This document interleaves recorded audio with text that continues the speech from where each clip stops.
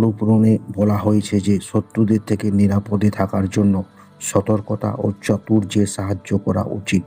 শত্রুর প্রতিপদে আপনার লোকসান করতে পারে, তাই শত্রুদের থেকে সদা সতর্ক থাকবেন এবং চাতুর্যের সঙ্গে তার মোকাবিলা করবেন। শত্রুরা যেমন তার সঙ্গে তেমন নীতি প্রয়োগ করে লড়াই চালাবেন। গরু পুরাণে ব্যক্তিকে সর্বদা পরিষ্কার পরিচ্ছন্ন পোশাক পরার পরামর্শ দেওয়া হয়েছে।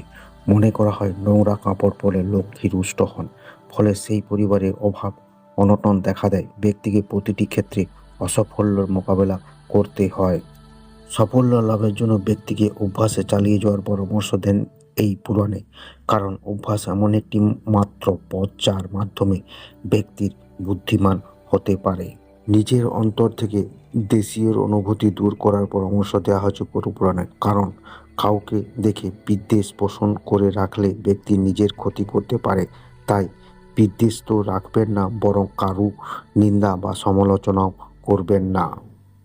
গরু পুরাণে এও বলা হয়েছে যে এমন কোনো খাবার খেতে নেই যার হজমের সমস্যা সৃষ্টি করে, কারণ এমন খাবার দাবার ব্যক্তির শরীরে নানা রোগের জন্ম দেয়।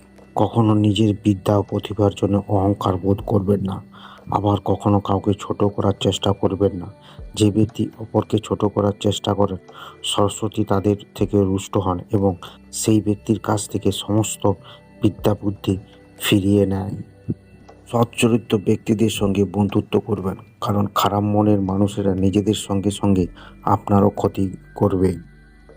কাউকে কষ্ট দিয়ে যে অর্থ উপার্জন করা হয় তাকে গরুর পুরাণে ভালো মনে করা হয় না, তাই সৎ পথে চলে অর্থ উপার্জন করা উচিত।